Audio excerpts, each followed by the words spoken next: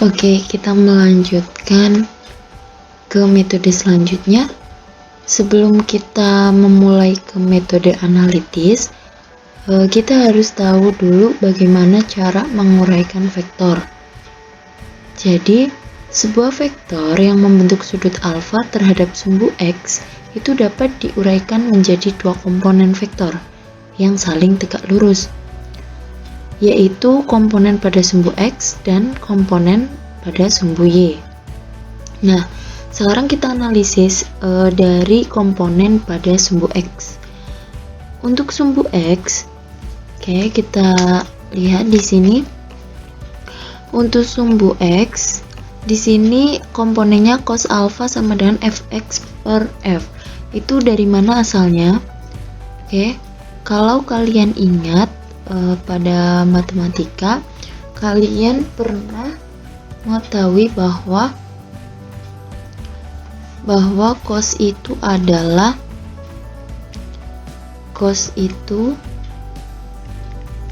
samping per miring, gitu kan? Cosami. Oke, cos samping per miring. Sampingnya dari cos alpha itu apa? Sampingnya adalah fx. Oke, ini ya, ini sampingnya. Oke, kemudian miringnya itu kan ini. Oke, f. Miringnya itu f. Oke, berarti ini cos alpha sama dengan fx per f. Fx sama dengan f cos alpha. Oke ya, paham? Kemudian untuk komponen pada sumbu Y. Untuk komponen pada sumbu Y itu terlihat bahwa untuk mencari sin, oke, mencari sin alfa, sin demi, ya kan, depan per miring. Depannya apa? Oh, depannya itu fy, ya kan, ini depannya. Ini sisi depannya, depan fy per f, miringnya kan f. Oke, berarti fy sama dengan f sin alpha. Oke, kita sudah tahu ya bagaimana cara menguraikan vektor. Oke, next. Kemudian kita akan ke contohnya. Sebuah vektor gaya besarnya 80 Newton dengan arah membentuk sudut 120 derajat terhadap sumbu X positif. Tentukan besar komponen gaya terhadap sumbu X dan sumbu Y. Oke, bagaimana caranya? Oke, ini di sini saya sudah menyiapkan sumbu koordinat kartesius. Oke, di sini terdapat sumbu X dan sumbu Y. Kita tinggal menggambar. Oke, sebuah vektor gaya besarnya 80 Newton, arahnya membentuk sudut 120 derajat terhadap sumbu X positif. Berarti F-nya itu kemana? F-nya itu ke sini, ya, dari sini ke sini. Ini misal F, oke. Kemudian membentuk sudut terhadap ini kan, terhadap sumbu X positif. Anggap saja ini theta. Thetanya berapa? Sudutnya ini adalah 120 derajat. Oke ya. Kemudian kita disuruh untuk menguraikan komponen gaya terhadap sumbu X dan sumbu Y. Bagaimana? Oke, kita lihat. Kita sekarang uraikan satu persatu. Kita uraikan pertama seperti ini. Kita tarik sini ya. Ini di sini membentuk fx karena di sumbu X. Kemudian apabila kita garis ke sini, oke, di sini adalah fy. Oke, paham? Oke, tadi masih ingat untuk cos theta sama dengan fx per f, seperti itu kan? Berarti di sini fx sama dengan F cos theta. Berarti F cos 120. F-nya berapa? F-nya itu 80. Cos 120. Cos 120 berapa? Cos 120 itu adalah negatif setengah. Oke? Sama dengan negatif 40 Newton. Oke, cos 120 sama dengan negatif setengah. Sebenarnya kita juga dapat menghitung menggunakan ini terhadap sumbu X negatif. Ketika kita menggunakan sumbu X negatif, berarti kita menggunakan sudut sini saja. Ini kan 120. Ketika di besarnya sudut ini adalah 180 ya kan? Berarti kalau dari X ini menuju ke F itu 120, berarti dari F ke Fx itu kan 60 derajat. Oke? 60 derajat. Kita lihat Fx itu arahnya kemana? Oh, Fx itu arahnya ke sumbu X negatif. Makanya di sini hasilnya negatif. Seperti itu. Oke, tapi karena ini pada soal sudah tertulis membentuk sudut 120, ya kita ikuti saja. Berarti menggunakan cos 120. Cos 120 itu hasilnya negatif. Sama dengan negatif 40 Newton. Oke ya, paham? Oke, kemudian untuk yang sumbu Y berarti kita menggunakan sin ya. Sin theta sama dengan Fy per F, di mana Fy sama dengan F sin theta. Oke, F-nya 80, sin 120. Oke, berapa? Sin 120 derajat berapa? Oh, setengah akar 3 ya, berarti 80 kali setengah akar 3. Hasilnya berapa? Hasilnya adalah 40 akar 3 Newton. Kita lihat hasilnya di sini positif. Ya, karena Fy itu letaknya ada di sumbu Y positif. Seperti itu ya. Oke. Oke. Sudah paham? Jadi seperti itu maksud dari menguraikan vektor. Kemudian kita menuju ke vektor resultan dengan rumus resultan. Oke. Rumusnya ini tercantum R sama dengan akar dari F1 kuadrat ditambah F2 kuadrat ditambah 2 F1 F2 cos alfa. Alfanya di mana? Alfanya itu di sini. Ini adalah alfa. Oh, sudut yang mengapit antara F1 dan F2. Di sini ini F1 F2 ya, kayak F1 dan F2. Oke, ini adalah alfa. Oke, selanjutnya kita menuju ke contoh, yaitu hitunglah resultan gaya dari kedua vektor gaya di samping. Oke, di situ diketahui bahwa F1 bisa kita lihat, kita tandai saja di sini. Oke, kita tandai, kita beri nama terlebih dahulu. Untuk F1, ini F1 dan ini F2, seperti itu ya. Kemudian kita menggambarkan resultannya. Bagaimana cara menggambarkan resultannya? Ini menggunakan metode cecer genjang.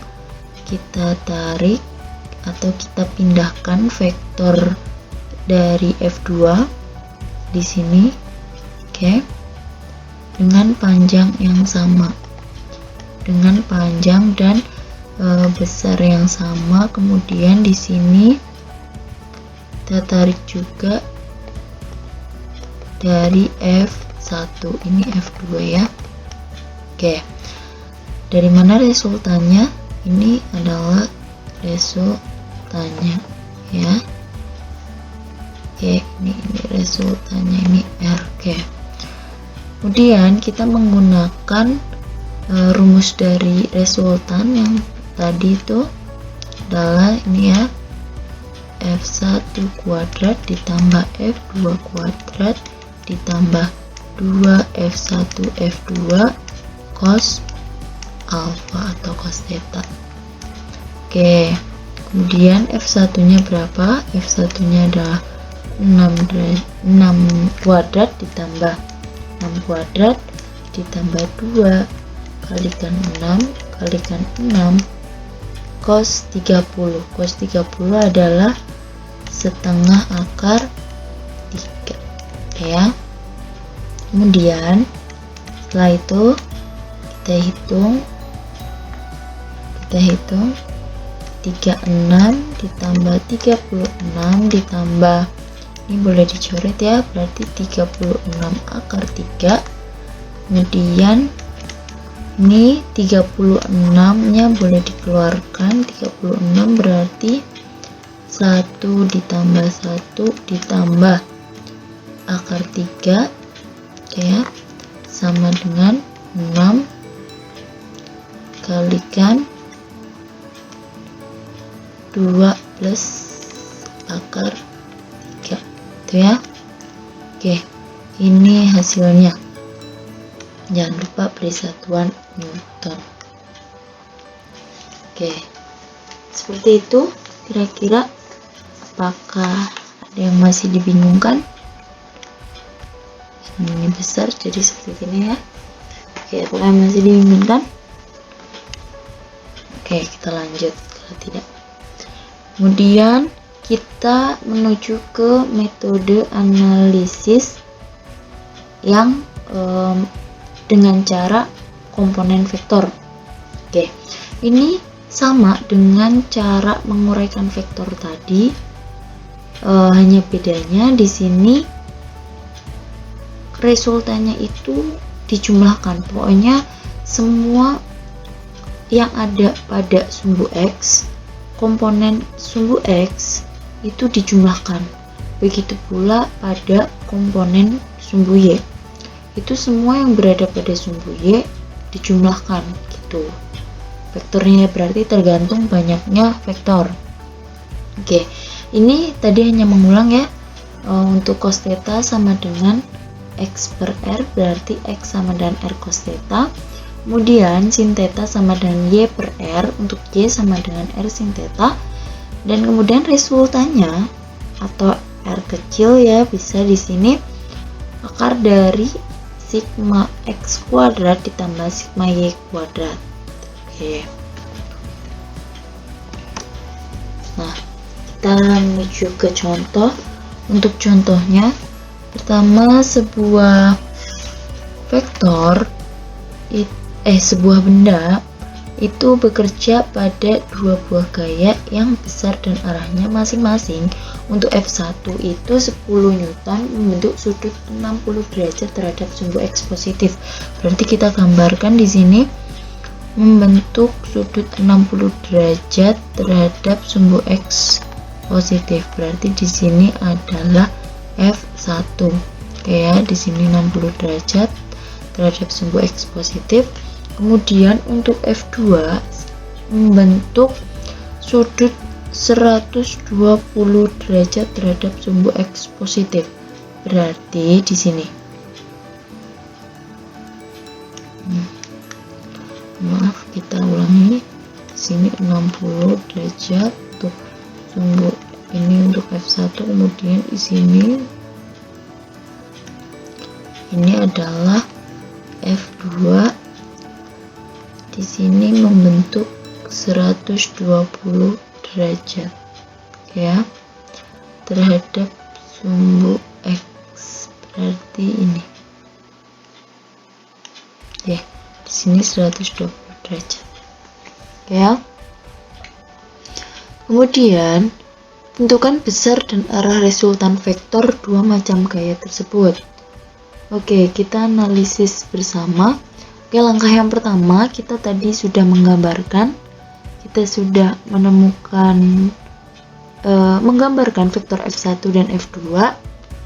Kemudian kita langkah yang selanjutnya yaitu kita analisis dari masing-masing komponen.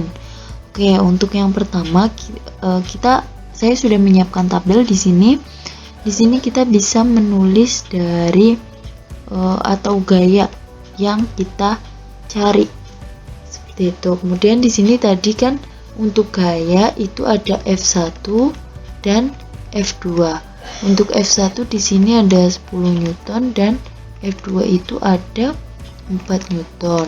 Kemudian pada kolom yang kedua di sini untuk Fx. Fx masih ingat apa? Fx itu adalah F cos alpha atau theta, boleh. Kemudian untuk Fy masih ingat? Fy sama dengan F sin theta. Oke ya. Kita masukkan saja untuk yang pertama. Tadi itu kan untuk yang F yang 1 itu berarti Fx-nya berapa? Berarti 10 cos 60. Seperti itu kan? Untuk F1 tadi 60, hasilnya berapa? Hasilnya adalah 5 Newton. Kemudian untuk yang F2, tadi membentuk 120 derajat, berarti di sini 4 dikalikan cos 120 derajat. Hasilnya adalah negatif 2 Newton. Oke. Di sini untuk apa? Di sini untuk menentukan sigma dari Fx-nya. Berapa sigma dari Fx-nya? Berarti 5 ditambah negatif 2, hasilnya adalah 3 Newton. Oke ya. Kemudian untuk Fy, F-nya itu 10, kemudian sin yang pertama tadi membentuk 60 derajat ya, berarti 10 sin 60 derajat adalah 5 akar 3. Kemudian untuk yang F2 itu 4 sin 120 derajat sama dengan 2 akar 3. Berarti di sini sigma Fy sama dengan 5 akar 3 ditambah 2 akar 3 sama dengan 7 akar 3. Oke ya. Newton. Ini Newton satuannya. Jangan lupa ditulis ini satuannya Newton semuanya. Oke. Kemudian setelah itu kita mencari besarnya, besar resultan. Bagaimana? Oke, untuk mencari besar resultan kita menggunakan yang tadi sama dengan akar dari Fx kuadrat ditambah Fy kuadrat. Seperti itu kan? Oke, untuk Fx-nya berapa? Oke, untuk Fx-nya itu ini ya, yang sudah dijumlahkan. Seperti itu, berarti di sini seperti ini saja kalau bingung. Nah, udah. Sigma Fx kuadrat berarti sigma Fx kuadrat 3 ditambah 7 akar 3, hasilnya adalah 9 ditambah 21 dikalikan 3. Oke, berapa hasilnya? Situ 9 ditambah 63 sama dengan 63 ditambah 9 berapa? Berarti 72. Akar dari 72 atau 72 itu bisa disederhanakan menjadi berarti ini bisa ya, 72 itu adalah berapa tadi? 72 itu boleh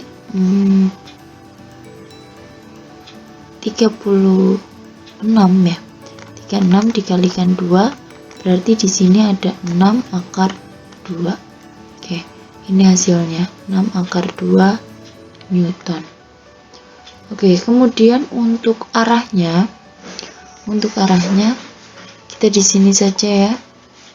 Oke, untuk arahnya adalah tan theta sama dengan sigma Fy per sigma fx sama dengan 7 akar 3 dibagi dengan 3 sama dengan ini tan theta, di sini theta, kemudian theta-nya sama dengan berapa? Theta sama dengan 76 derajat. Mungkin ini video penjelasan pada pertemuan hari ini. Yang masih bingung boleh ditanyakan, kita diskusikan bersama. Oke, untuk selanjutnya saya mohon maaf apabila terdapat kesalahan dalam menjelaskan. Wassalamualaikum warahmatullahi wabarakatuh.